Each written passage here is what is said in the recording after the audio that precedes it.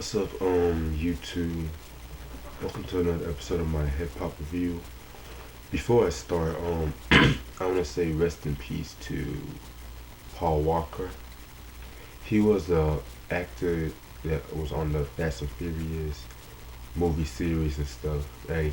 From what I understood, he died from like a very bad car accident after he was coming from a charity event. So I just want to say rest in peace, and your legacy lives on.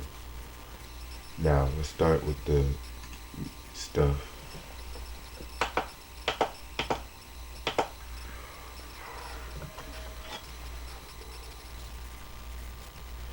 The album I'm about to do today.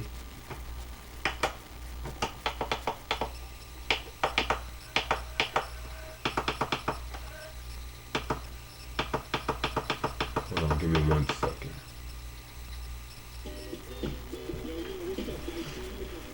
Ice-T, the Iceberg album, released on 1989 on Rhymes Sire under Warner Brothers Records. You guys should know who Ice-T is. He's basically like one of the originators of gangster rap, in my opinion. Like he was like really before he started rapping though. He was really like affiliated with the Crips and stuff like that. Then he joined the army like in the early '80s.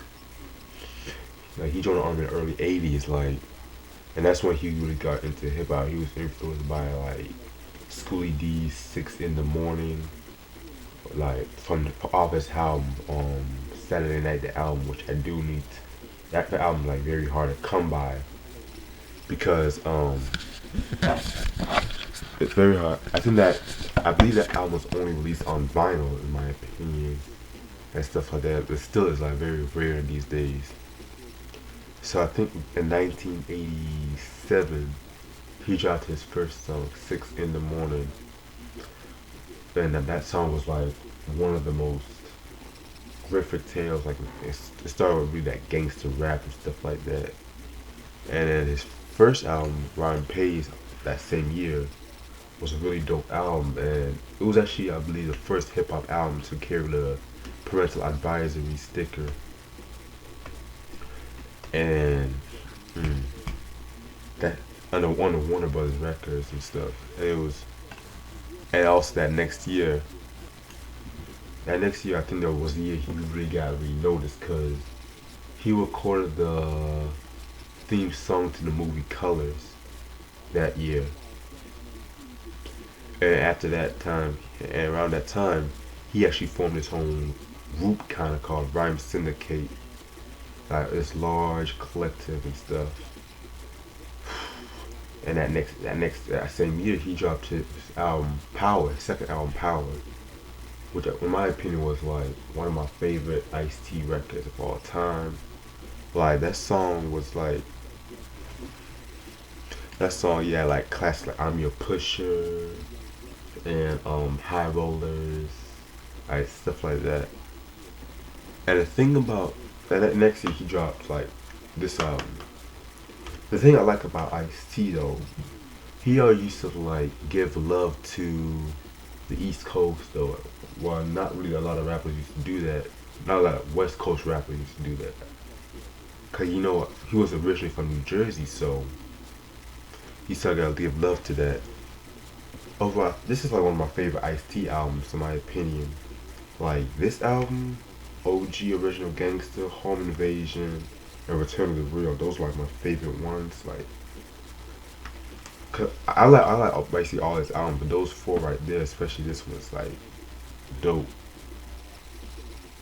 And like, thing about this album is like very very dark. Like right next to Home Invasion, though.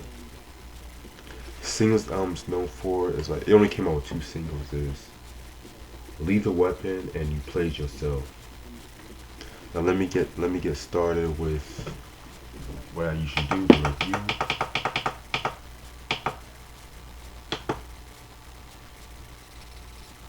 The first track is called "Shut Up and Be Happy." It's basically like an introduction, kind of like sets the tone of the album. Hold on, let me show you.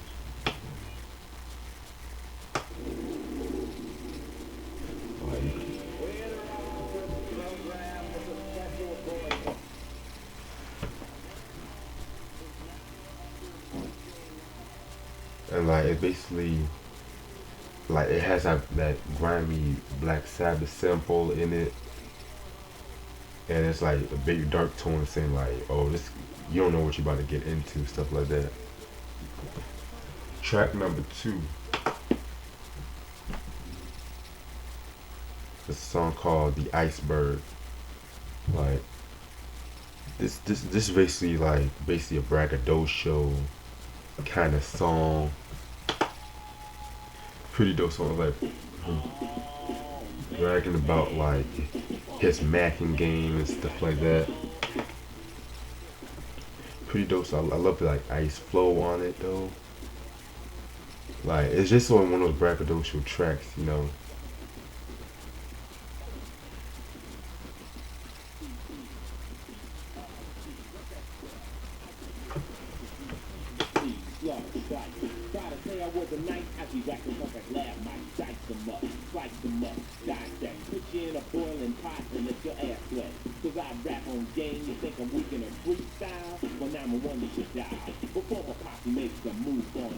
Yeah, so then the next song is something called "Lethal Weapon."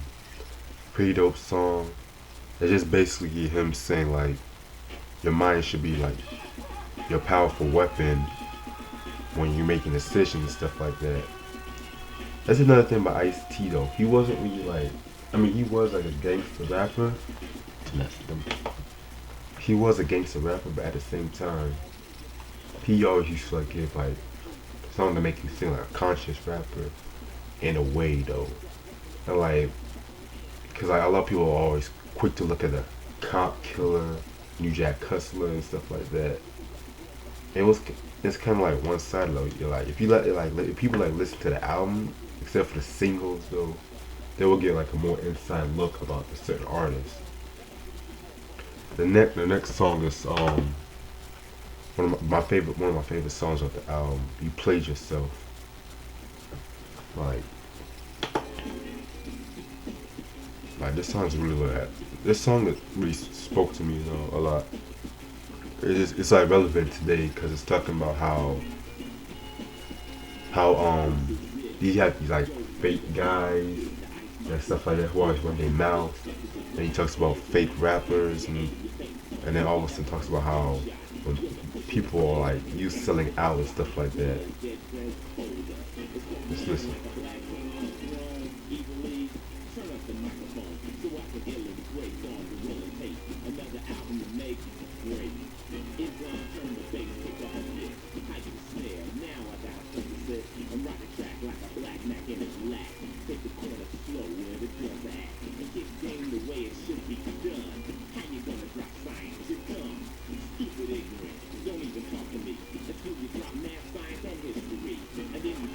Like it's just basically like one of those songs that they say who's real and who's fake though. Now the next song called "Peel Their Caps Back." This song right here, there's like one of those beats like when Ice-T uses it, just fits him though. The song is basically about, I think his friend died in like a drive-by, and the Ice-T and these boys are trying to like get revenge on it. Like this is my favorite song on the album. It's just so freaking dark and stuff like that. Like that beat alone is just dark, and I just flow on that song. Ugh. The next song. This is like really the most heavy metal song on the album. It's called "The Girl Tried to Kill Me." Well, Ice-T is like really like a heavy metal fan too, and stuff like that. So, uh, it's just basically like him meeting this crazy girl, and she's the Matrix and stuff like that. And like she was trying to do all this crazy stuff and stuff like that. Ugh. Yeah, this song not it. Track number 7 is basically a skit, and then like making fun of like the media's portrayal of violence and stuff like that. Because like around this time this album was released though, a lot of people were saying that how gangster rap was like violent and all that stuff like that, but at the same time they don't look at the heavy metal stuff. They only look at the hip hop and stuff like that, you know. So that actually leads to track number 8, a song called Hit the Deck. Pretty dope song. Like it's by Ice-T, the producer on the album, Ice-T and African Islam. They made like a lot of beats on the album though.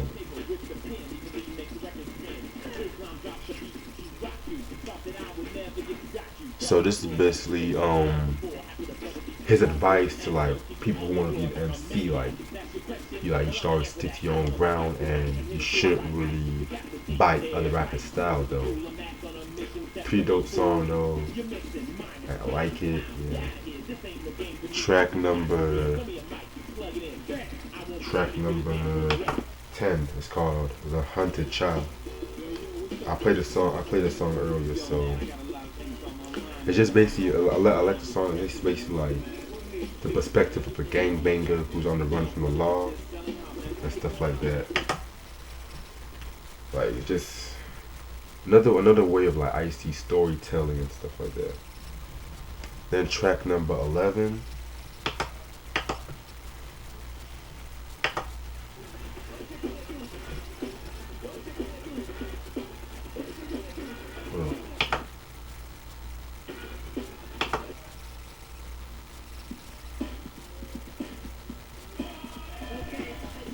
Yeah, track number 11. It's like a party track, like featuring the members of the Rhyme Syndicate family, and like the Rhyme Syndicate family is like you actually know that he formed that the year before this album and stuff,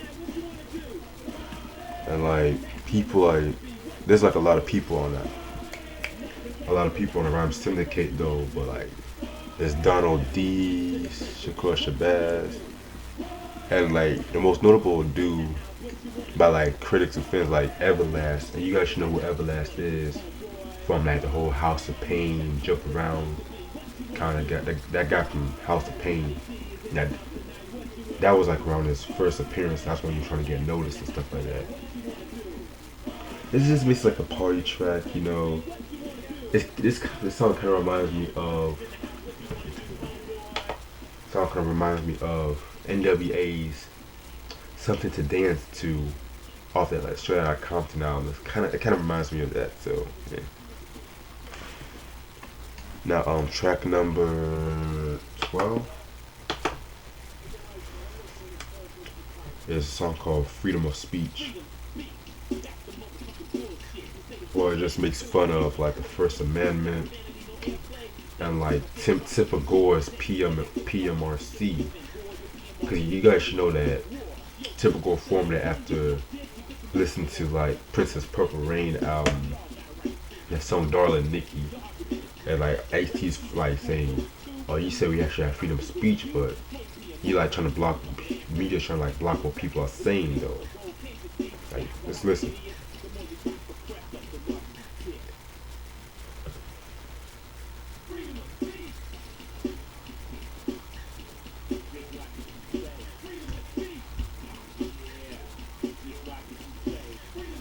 Then the last song on the album is called My Word Is Bond. or basically like Ice-T and his friends saying that, like, then you see like these crazy stories and stuff like that, and like they also you hear that sample, that stuff line sample at the end. They always say like my word is bond and stuff like that. Pretty like dope song and stuff.